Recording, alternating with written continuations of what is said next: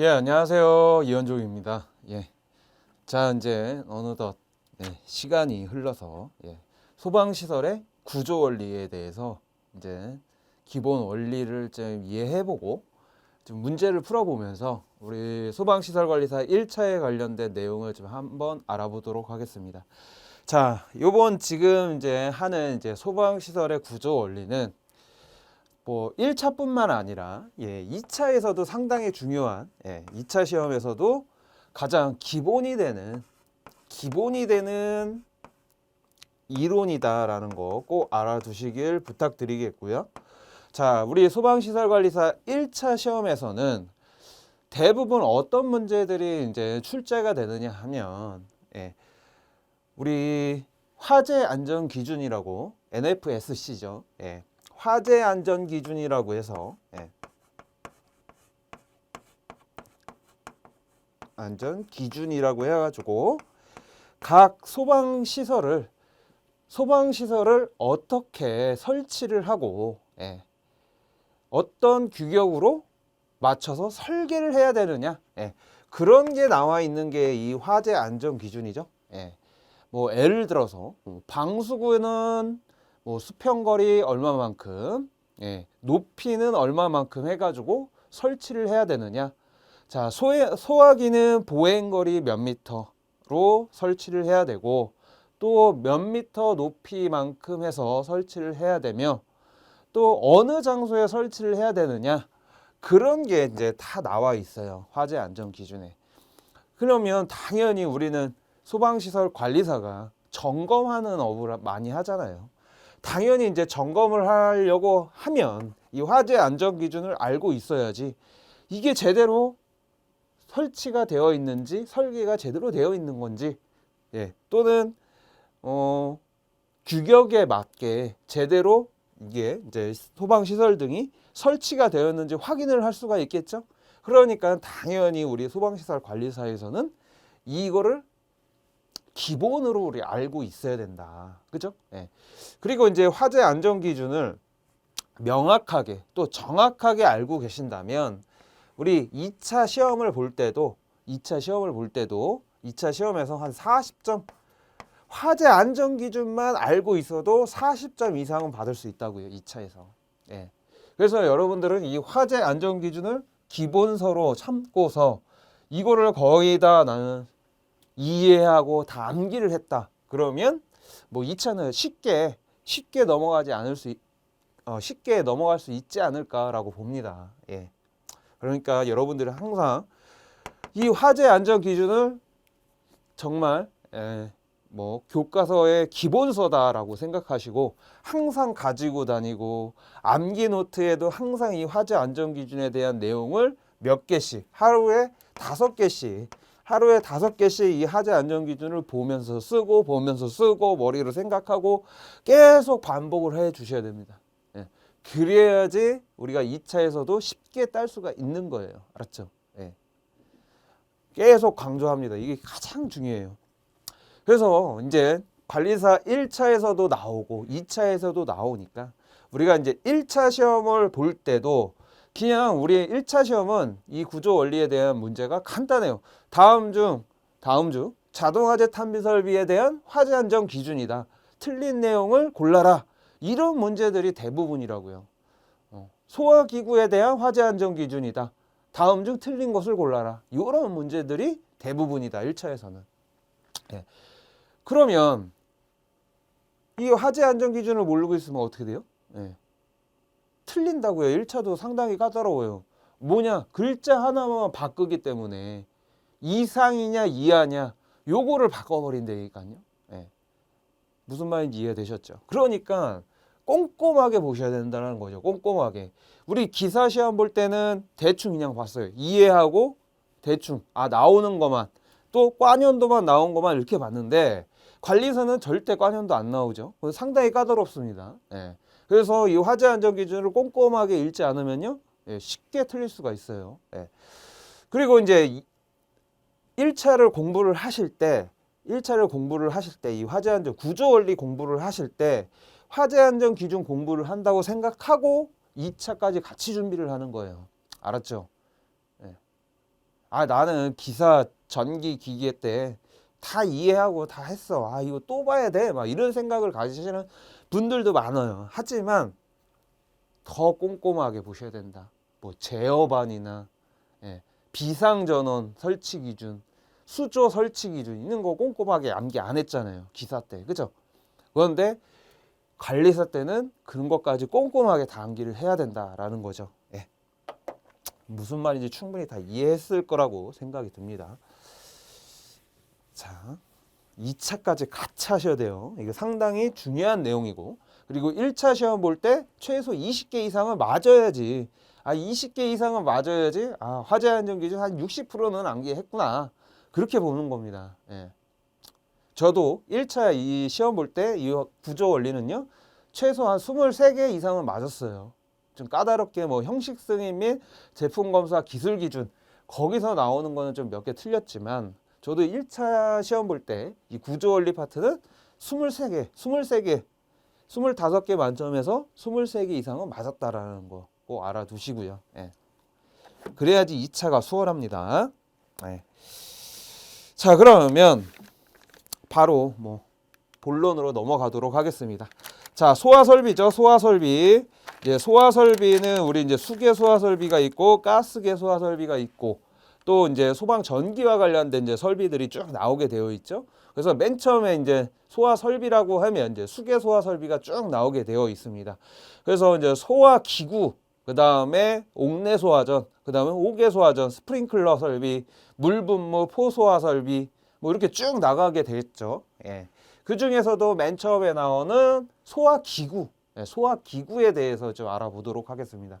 그래서 NFSC 101이 소화 기구 및 자동 소화 장치죠. 예. 자동 소화 장치 제일 먼저 나오는 거, 즉 소화기예요. 소화기, 그죠? 예. 자, 소화기는 이제 뭐 정의를 쭉 읽어 보시면 되겠고, 소화기는 크게 소화기구는 크게 이제 세 가지로 분류가 됩니다. 세 가지로 우리가 분류를 할 수가 있다. 예. 맨 처음에 1번 어떤 걸로 분류를 하느냐? 이 소화기 자체 내에 가압하는 방식이에요. 가압 방식에 따라서 소화기를 분류한다.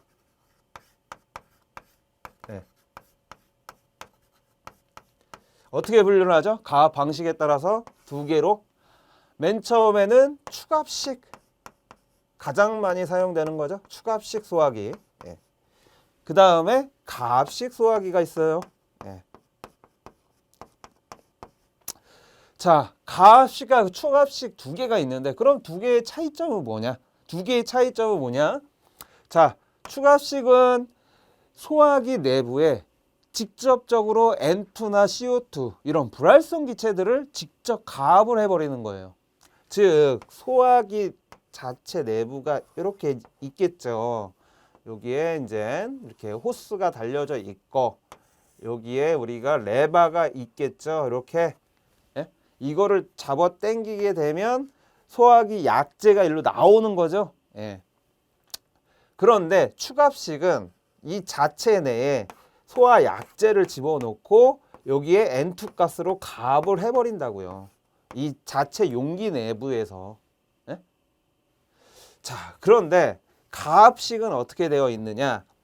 여기에 가압 용기를 집어넣는 거예요. 소화 약재만 넣고 여기는 가압을 안 해요. 소화기 자체 내부에서. 그래서 여기에 N2 가스를 집어넣는 가압 용기가 설치가 되어 있다. 그게 가압식이다. 그래서 레바를 누르게 되면 이 가압 용기가 깨지면서 N2 가스가 나오겠죠. 그러면서 가압을 해줘서 그때부터 이제 소화기 약재가 가압 때문에 이쪽 혼으로 나오는, 이걸 혼이라고 하는데, 호스를 통해서 이제 소화 약재가 나오는 거죠. 그런 차이점이 있다. 축압식은 바로 가압식은 가압 용기가 있어서 가압해 주는 거다. 자, 그러면 두 개의 차이점은 뭐냐? 어떻게 구분하냐? 우리 이 안쪽은 우리가 볼 수가 없잖아요. 그죠? 그러니까 가압 용기가 들어있는지 그냥 자체적으로 가압을 하고 있는지 모른다고요. 그러면 축압식과 가압식 소화기를 어떻게 분류를 하느냐? 여기에 지시 압력계가 있는지 없는지만 확인하시면 돼요. 지시 압력계가 있으면 지시 압력계, 즉 이 소화기 자체 내부의 압력이 어느 정도 있느냐, 예, 그거를 확인할 수 있는 지시 압력계가 있거든요. 이게 지시침이 있는 이런 지시 압력계가 있는 거는 추갑식 소화기고요. 지시 압력계가 없으면 그거는 가압식 소화기다. 알았죠? 이제 이해됐죠? 확실히. 그래서 이 지시 압력계의 지시침이 추갑식은 어느 정도의 압력 범위를 가지고 있어야 돼요. 정상적인 압력 범위가 0.7 메가파스칼에서 0.98 메가파스칼이죠. 초록색으로 되어 있는 부분이죠. 이렇게 지시 압력계가 있으면 이렇게 초록색으로 여기가 표시가 되어 있어요. 그러면 이 지시침이 이 초록색 부분에 딱 있어야지만 정상적으로 압력이 가해지고 있다라는 거예요. 그래야지 적절하게 소화약제가 가압이 돼서 소화약제가 나온다라는 겁니다. 만약에 지시 압력계가 요 정도나 요 정도면 과충전, 여기면 압력이 모자른다. 그러면 더 N2 가스를 넣어서 가압을 해줘가지고 맞춰줘야 된다라는 거죠. 예. 그래서 요거 정상 범위에 들어오는지 우리는 점검을 해야 된다. 소화기는. 알았죠? 예. 정상 범위는 어느 정도의 압력 범위다? 0.7에서 0.98 메가파스칼이다. 알았죠? 예. 만약에 이거를 킬로그램 폴스 제곱 센티미터로 한다 그러면 7에 킬로그램 폴스 제곱 센티미터에서 9.8 킬로그램 제곱 센티미터의 범위가 되겠죠? 뭐 이거야 뭐 다 아실 거 아닙니까? 여러분들. 그죠? 예. 10 곱해주면 되는 거죠. 메가파스칼에서. 예. 이렇게 구분을 할 수가 있다. 그리고 우리 소화기의 내용연수. 그러니까 유통기한이죠. 소화기의 유통기한은 몇 년이다? 10년이다. 이것도 좀 잘 알아두시길 바랍니다. 내용연수 10년. 예. 이렇게 가압하는 방식에 따라서 두 가지가 분류가 되고요. 예. 두 번째, 또 소화기는 어떤 걸로 분류가 되느냐? 저장하는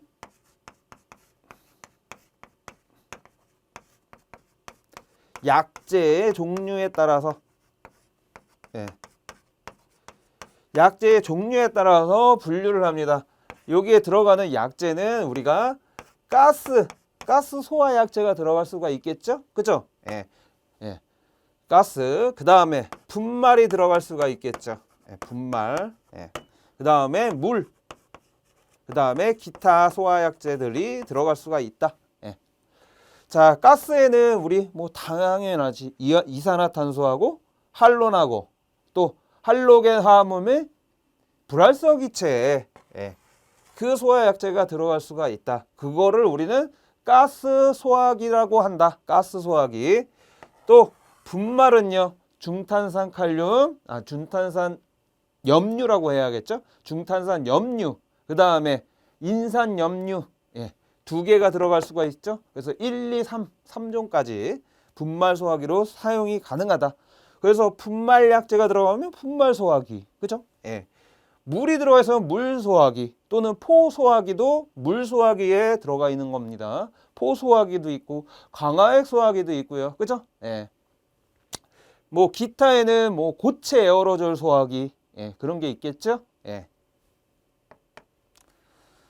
뭐 그렇게 알아두셨으면 합니다. 저장하는 약제 종류에 따라서 소화기를 분류가 할 수 있다. 그 다음에 세 번째, 또 뭐로 분류를 한다? 능력 단위에 따라서. 능력 단위에 따라서 어떻게 분류를 해요? 소형이냐 대형이냐, 이렇게 분류를 하는 겁니다. 지금 여기에 나와 있는 내용인 거죠. 능력 단위에 따른 분류.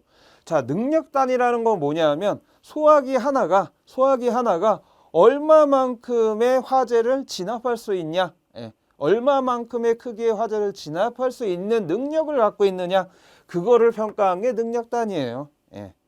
그래서 우리가 일반적으로 볼 수 있는 빨간색 소화기 있죠? 우리 주변에서 많이 볼 수 있는 그 소화기는 뭐 A급 화재는 3단위를 소화할 수가 있고, 그 다음에 B급은 5단위를 소화할 수가 있다. 그리고 C급은 적응성이 있으면 다 가능하다라고 이렇게 적혀져 있어요. 소화기에. 우리가 일반적으로 볼 수 있는 거. 예. 그 빨간색 소화기 있잖아요. 우리 맨 다 설치되어 있는 거. 다 3, 5 적응 이렇게 적혀 있습니다. A, B, C 이렇게 동그라미 안에. 예. 한번 보시면 금방 이해되실 거고요. 그러면 이게 A급 3단이고 B급 5단이고 C급이 적응인지 요거를 어디서 평가를 하는 거냐? 어디서 평가를 하는 거냐? 한국 소방산업 뭐죠? 아, 이름 까먹었네. 한국 소방 그 용인에 있는 옛날에 이제 소방공사라고 했었죠. 거기서 이제 평가를 하는 건데 이게 이제 능력 단위 시험이에요. 능력 단위 시험을 해가지고 이 소화기는 능력 단위가 얼마다 이렇게 부여를 해주는 거라고요. 자, 요 능력 단위 시험에 관련된 내용은 어디에 나와 있느냐? 소화기의 형식 승인 및 제품 검사 기술 기준 맨 마지막에 보면 별표에 나와 있어요. 형식 승인 및 제품 검사 기술 기준 맨 마지막 별표에 A급 능력 단위 시험, B급 능력 단위 시험, C급 능력 단위 시험, 또 K급 소화기의 능력 단위 시험에 대한 내용, 능력 단위 시험은 어떻게 하는 건지 그게 나와 있다고요.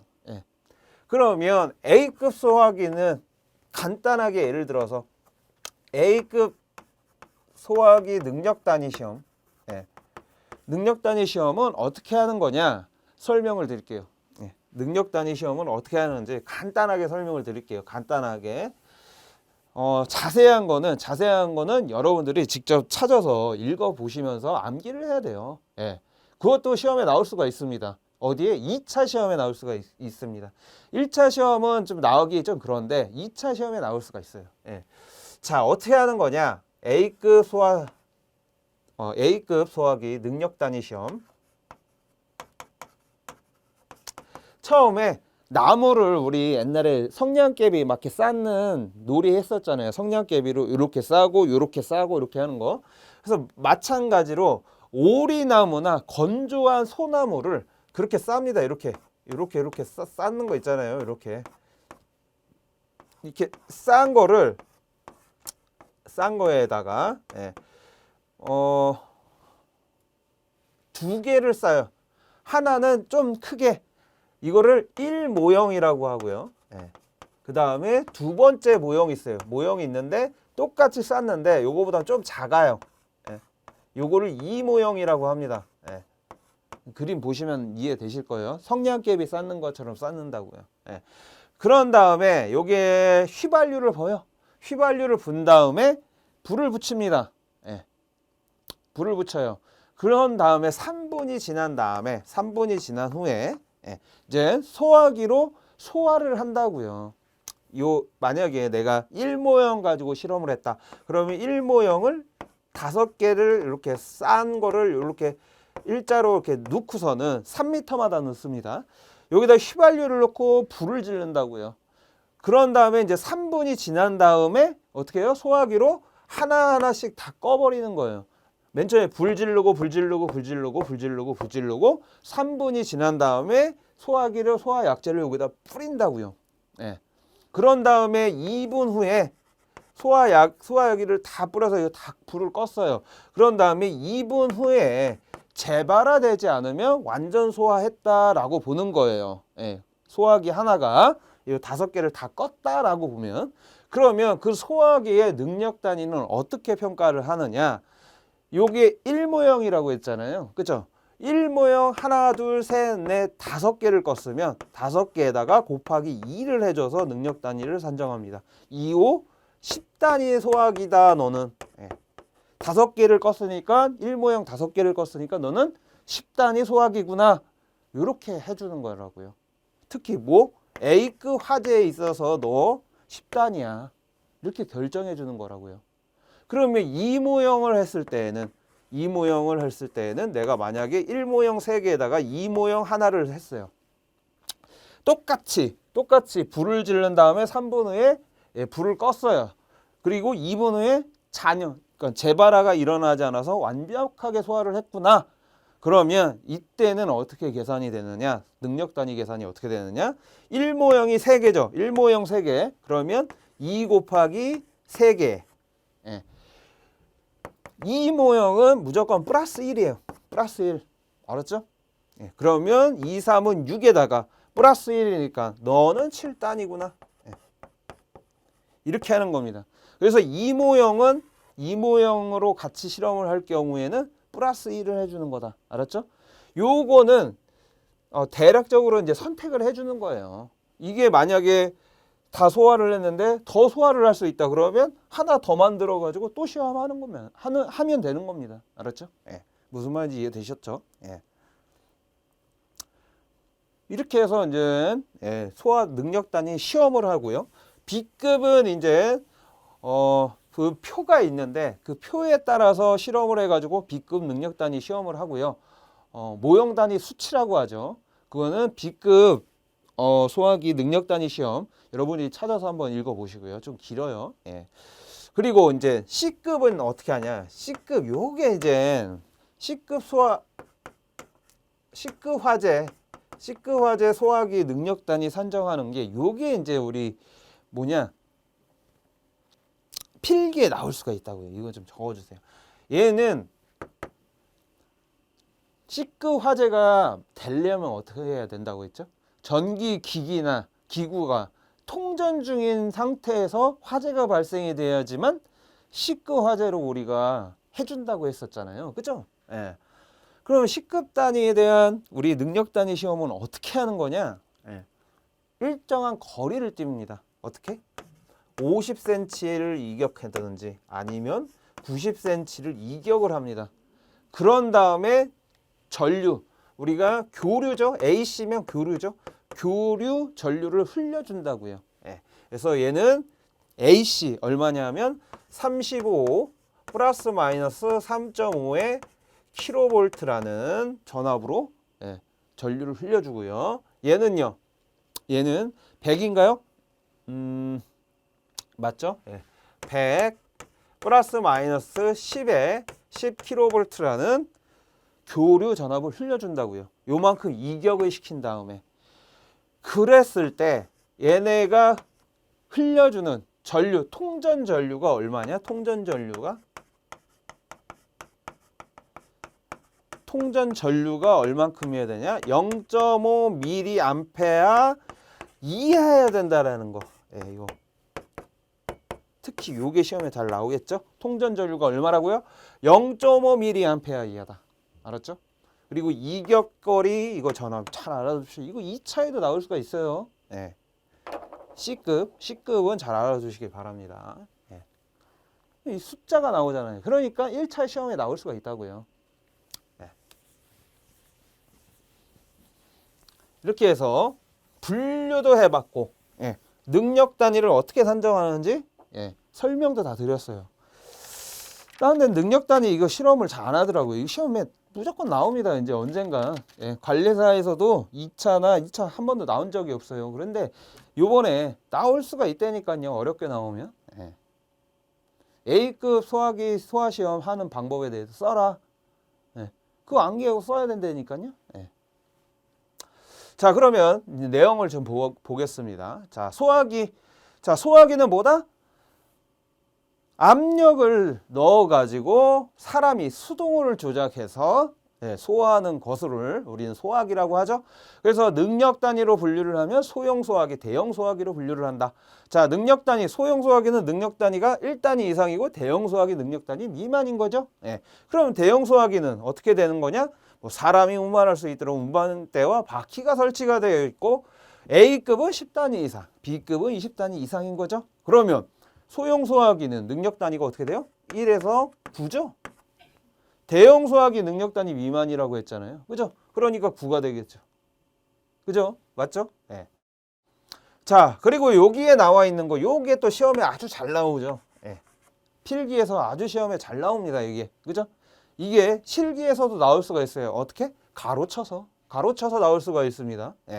그래서 요거는 뭐냐 하면 대형 소화기에 소화 약제를 넣는데 얼만큼 충전을 해야 되는 거냐? 대형 소화기에 충전하는 소화 약제의 양인 거예요. 알았죠? 이걸 잘 알고 계셔야 합니다. 대형 소화기에 충전하는 소화 약제의 양.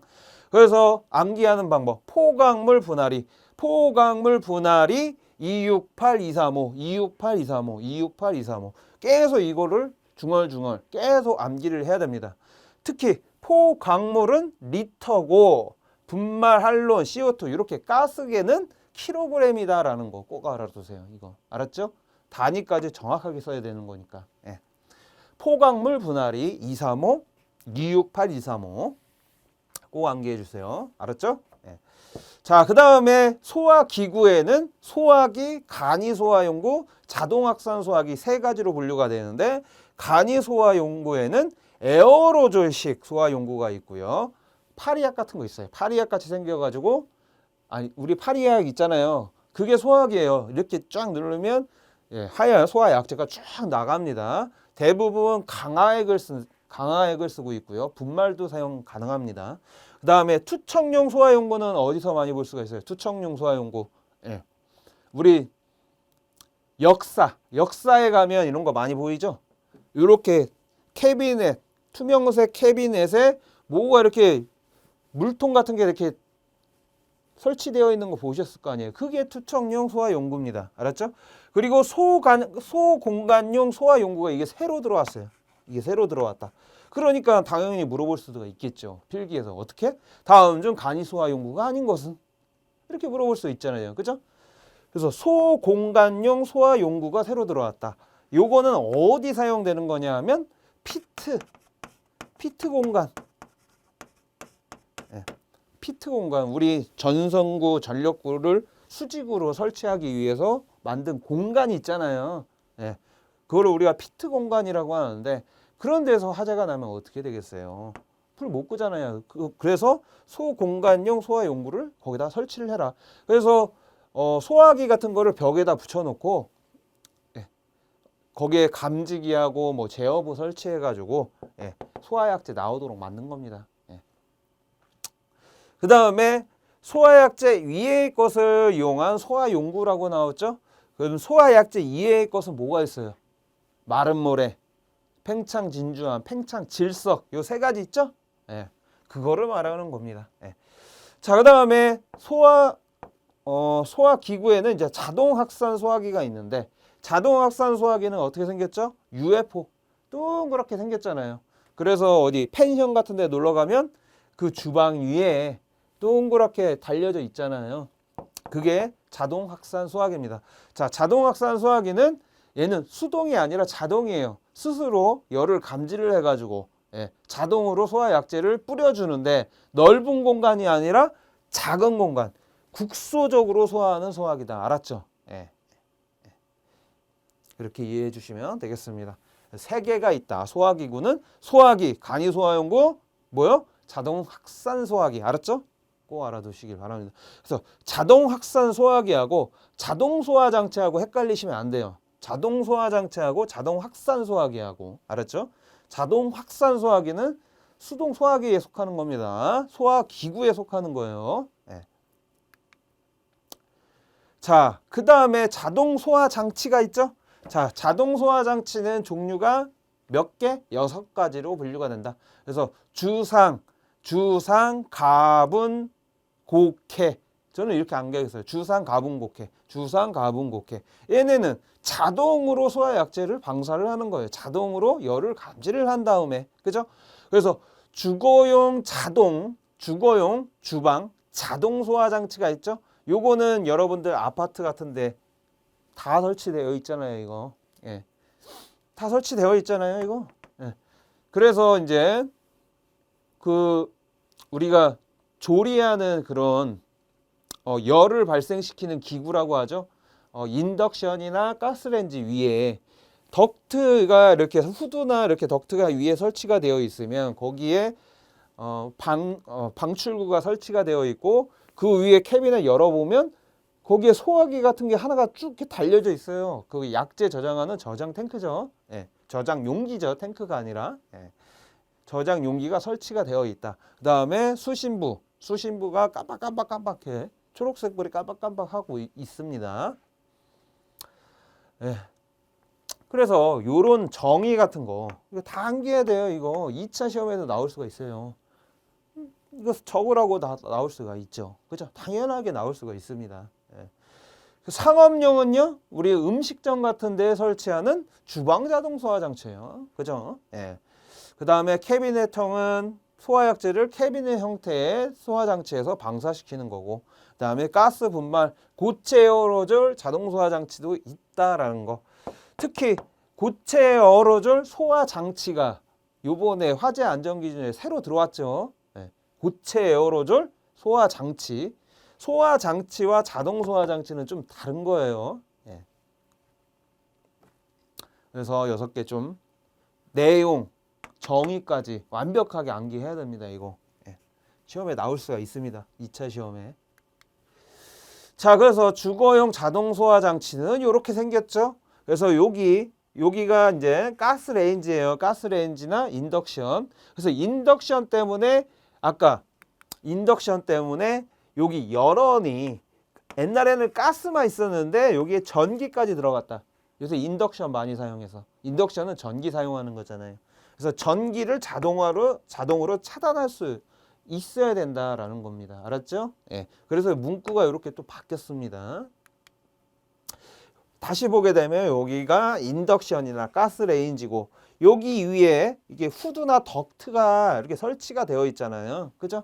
그래서 우리 이렇게 보게 되면 이렇게 가스레인지 위에 이렇게 후드나 덕트가 설치가 되어 있는데 요게 청소부예요. 그래서 방출구를 여기다가 설치하지 말라라는 겁니다. 알았죠? 이게 청소 부분이에요. 청소 부분. 나중에 이따가 정의 나오는데 청소 부분에 설치하지 말라고 나와 있어요. 요거를 청소 부분으로 보는 거예요. 그릴, 덕트 그릴을.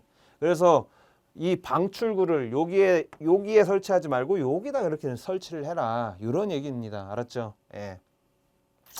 그리고 캐빈에 딱 열어보면 이런 거 하나 설치가 되어 있죠? 이게 약재 저장 용기고요. 자, 요거는 여기 옆에 수신부에 다 연결이 되어 있습니다. 알았죠? 수신부하고 연결이 되어 있고 그 다음에 감지할 수 있는 감지부가 있겠죠? 예. 그 다음에 여기에 감지부가 설치되어 있죠. 온도 센서라고. 감지부, 방출구, 수신부, 그 다음에 약재 저장 용기, 그 다음에 요거는 가스 누설 탐지기예요. 가스 누설 탐지기. 그죠? 위에 설치되어 있으니까 LNG가 되겠죠. LNG를 검출하는 거. 왜냐? LNG는 공기보다 가볍기 때문에. 그죠? 밑에 설치되어 있으면 LPG가 되겠죠? 사용하는 가스가. 예.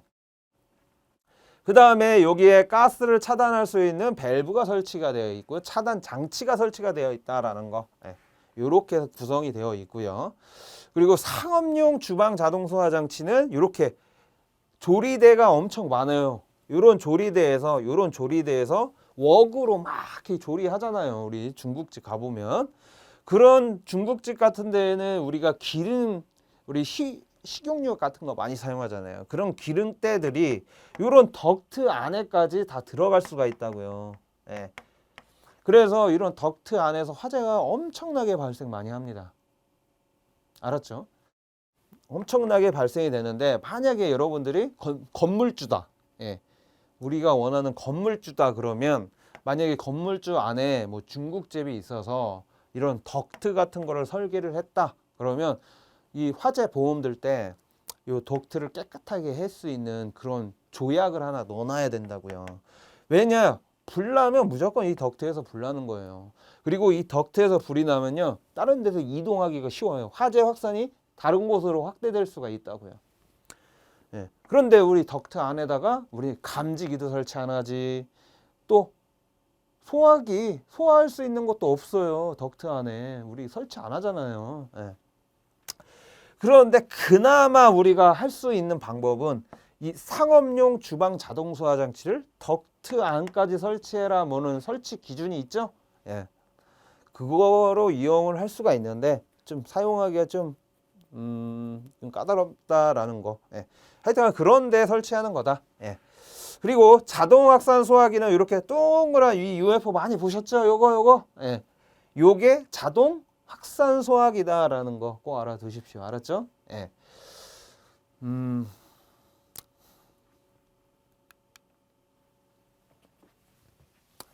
그리고 가스 캐비넷 분말 고체 에어롤줄이 이렇게 생겼는데 가스 자동 소화 장치는 용기 안에 가스가 들어가 있는 거예요. 그죠? 예. 뭐 이산화탄소, 할론, 할로겐 화합물, 불활성 기체 어떤 게 들어가 있겠죠.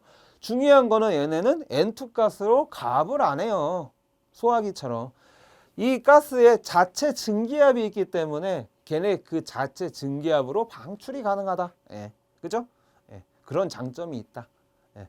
그런데 위험하죠. 그죠? 그게 단점이죠. 예. 캐비넷 형태는 이 캐비넷 안에다가 이렇게 예. 용기, 약재 저장 용기를 설치를 하고 여기에 이렇게 분사하고 있는 이렇게 뭐 장치가 있어요. 방출구가 설치가 되어 있어요. 대부분 우리 종합방개실 같은데 이런 거 설치가 많이 되어 있습니다. 캐비넷형 자동 소화 장치. 자, 분말 자동 소화 장치는 이게 아까 제가 말씀드렸던 피트층 같은데 옛날 소공간용 소화 장치 있죠? 예. 그런 게 분말 자동 소화 장치 이런 게 많이 설치가 되어 있다고요. 예. 그리고 고체 에어로졸 소화 장치는 이런 분유통 같은 데에서 밑에 뻥뻥 뚫려져 있죠? 예. 그래서 이게 만약에 감지부가 열을 감지를 하면 여기서 이렇게 가스가 확 나온다고요. 그러면 여기 안에 저장해 놓는 가스는 대부분 무슨 약재를 넣어 놓느냐? KNO3라고 예. 예. 지락칼륨 예. 이렇게 얘기를 하죠. 예. 질산칼륨이죠. 질산칼륨. 예. 요거 아니면 K2CO3 요런 약재들을 여기다가 집어넣습니다. 알았죠? 예.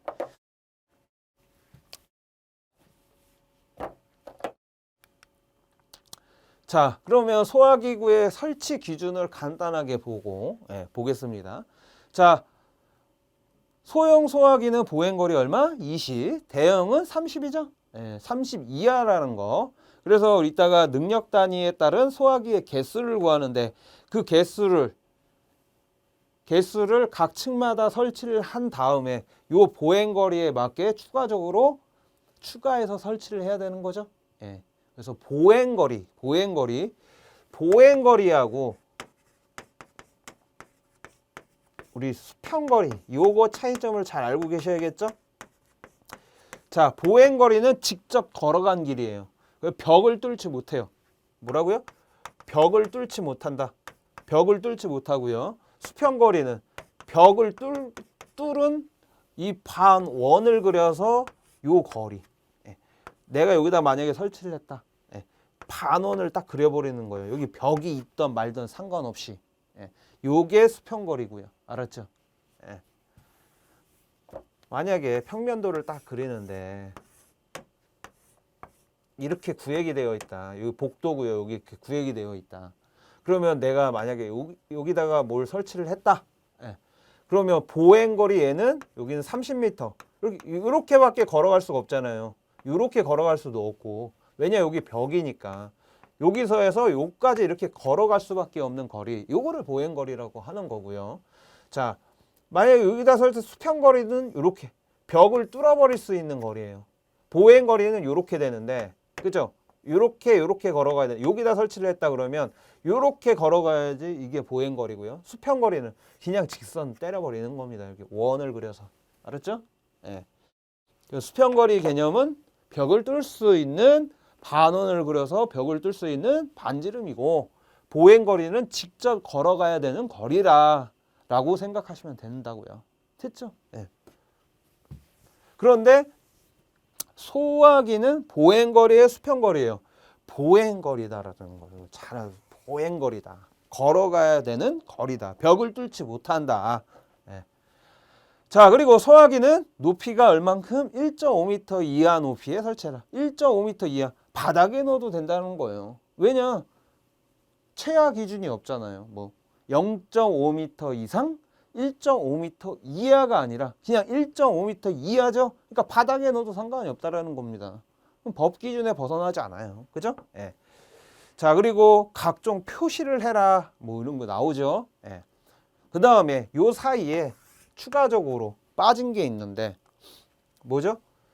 각 층에 2개 이상의 실로 구획이 되어 있다면 그 구획된 실의 면적이 33제곱미터 이상이 되면 그 구획된 실에 소화기를 추가해서 설치를 해라. 이런 내용이 하나가 있죠. 예, 그것도 여러분들이 찾아서 한번 적어 보시길 부탁드리겠습니다. 33제곱미터 이상으로 구획이 되어 있으면 그 구획된 곳에 추가적으로 소화기를 설치를 해야 된다라는 내용입니다. 알았죠? 예. 자, 그 다음에 자동 소화 장치 설치 기준이 나오는데 요거는 다음 시간에 할 수 있도록 하겠습니다. 알았죠? 예. 자, 그리고 소화기는 무조건 각 층마다 하나씩 무조건 설치를 해야 되는 겁니다. 알았죠? 특히 소화기는 어느 장소에 설치할 수가 있죠? 연면적 33제곱미터 이상인 곳, 그 다음에 지정문화재, 그 다음에 가스시설 이런 곳에 설치를 할 수 있는 거죠. 예. 그거 잘 알아두시고요. 그 다음에 각 층마다 설치를 해야 된다라는 거. 예. 그런 다음에 우리가 능력 단위에 따른 소화기 개수를 구한 다음에 보행거리에 따라서 추가적으로 소화기를 각 층마다 설치를 하는 거다. 그리고 또 뒤에 나오는데 만약에 그 층에 부속 용도별로 부속 용도가 있다. 각 그 층에 영업실 사무실인데 우리 사무실 가끔씩 우리 커피 타 먹고 그런 탕비실이 하나 있잖아요. 탕비실. 예. 요런 거를 우리는 부속 용도라고 하는 거예요. 사무실은요. 사무실 자체는 무슨 용도입니까? 우리 소방에서는 업무시설이었잖아요. 업무시설. 업무시설인데 이 업무시설 안에 들어가 있는 부속 용도가 탕비실이다라는 거예요. 알았죠? 예. 그러면 이 탕비실, 이 부속 용도는 추가로 소화기를 추가적으로 또 설치를 해야 된다라는 거예요.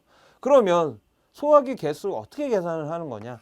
업무시설 면적에 대한 업무시설의 연면적이 뭐 1000이다라고 하면 그 1000제곱미터 안에 이 탕비실이 들어가져 있는 거잖아요. 그죠? 그러면 그 1000제곱미터에 따른 능력 단위를 구해서 소화기 개수를 구합니다. 예. 그런 다음에 보행거리에 맞게 소화기를 배치를 하고요. 예. 그런 다음에 추가적으로 이 부속실에 대한 소화기 개수를 구한 다음에 추가로 이 탕비실에 소화기를 넣어줘야 된다라는 얘기입니다. 알았죠? 먼저 업무시설을 주용도니까 업무시설에 대한 소화기를 구한 다음에 추가적으로 이 탕비실에 대해 추가로 넣어준다라는 겁니다. 이거 구분 잘 하셔야 됩니다. 알았죠? 예. 자, 여기까지 소화기 배치하는 것까지 좀 알아봤고요.